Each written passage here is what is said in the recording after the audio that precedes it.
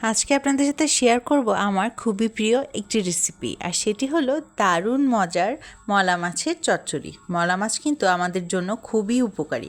এটি কিন্তু vitamin A সমৃদ্ধ এবং এর জন্য চোখের জ্যোতিও অনেক ভালো হয়। এই যে ছোটোবেলায় আমাদেরকে শেখানো হতো মলা মাছ খেলে যে চোখ ভালো হয়, সেটি কিন্তু আসলেই সত্যি। আমার তো মলা মাছ ভীষণ প্রিয়। আপনারা কে কে আছেন আমার দলে? হাত তুলুন জলদি জলদি। এই মলা মাছ আসলে এত মজা যে এর সাথে আর কোনো কিছুরই কোনো তুলনা হয় না। চলুন তবে শুরু করা যাক। প্রথমেই কিন্তু আমি একটি কড়াইয়ে তেল গরম করতে দিয়ে দিলাম। হাফ কাপের মতন তেল দিয়েছি এবং তেলটা গরম হয়ে আসলে এখানে দিয়ে দিলাম 1 কাপ পরিমাণ পেঁয়াজ কুচি। পেঁয়াজের পরিমাণটা একটু বেশি রাখতে হবে, যেহেতু এটি মলা মাছের চচ্চড়ি, আর চচ্চড়িতে মজাদার করতে তো পেঁয়াজ লাগবেই। মোটামুটি পেঁয়াজটা কিছুক্ষণ ভেজে নিয়ে এই পর্যায়ে দিয়ে দিচ্ছি হলুদ, মরিচ এবং ধনিয়ার গুঁড়া। হলুদ মরিচ আমি 1 চা চামচ করে দিয়েছি এবং ধনিয়া গুঁড়া দিয়ে দিয়েছি 2 চামচের মতন।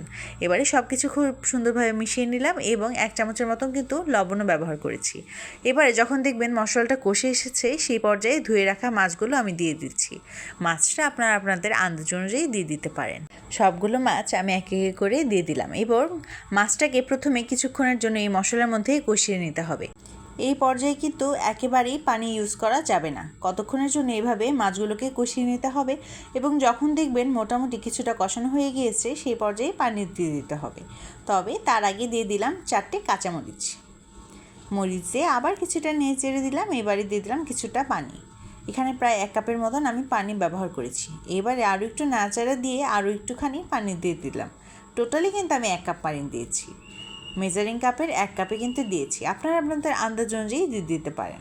এবারে সব কিছু দেওয়া হয়ে গেলে আমি এটাকে ঢেকে দিচ্ছি। চুলার জাল কিন্তু থাকবে হাই ফ্লেমে। এবারে কিছুক্ষণ পর একটু উঠিয়ে দেখে নিচ্ছিলাম কী পর্যায়ে আছে আমার তৈরি করা মাছ। ব্যাস মোটামুটি কিন্তু তৈরি হয়ে এসেছে।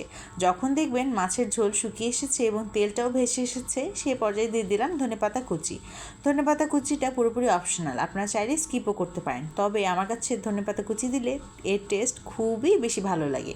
যারা যারা ধনেপাতা পছন্দ করেন তারা তো অবশ্যই দিবেন। ধনেপাতা দিয়ে 2 থেকে 3 মিনিট একটু ঢেকে রান্না করে নিলে কিন্তু তৈরি হয়ে গেল দারুণ মজার মলা মাছের চচ্চড়ি। এই মজার মাছ একবার না খেলে তো মিস হয়ে যাবে। আমার তো ভাই ভীষণ প্রিয়। আপনারা কে কে আমার দলে আছেন জলদি জলদি করে কমেন্ট বক্সে জানিয়ে দিবেন। রেসিপিটি ভালো লাগলে সেটিও কিন্তু কমেন্ট বক্সে অবশ্যই জানাবেন। আর আপনারা যদি কেউ এই রেসিপিটি এখনও ট্রাই না করে থাকেন, তাহলে আমার রেসিপি ফলো করে একবার অবশ্যই ট্রাই করবেন। আশা করছি নিরাশ হবেন না। দেখতে এত লোভনীয় যদি কোনো খাবার হয়, তবে কিন্তু সেটা খেতে দ্বিগুণ পরিমাণ ভালো লাগে এবং মজাও লাগে। আপনারা কে কে আমার সাথে একমত আছেন সেটিও কিন্তু অবশ্যই আমাকে জানিয়ে যাবেন। আজকের ভিডিওটি দেখার জন্য অনেক অনেক ধন্যবাদ। সবাই ভালো থাকবেন, সুস্থ থাকবেন এবং রেসিপিটি একবার হলেও ট্রাই করবেন।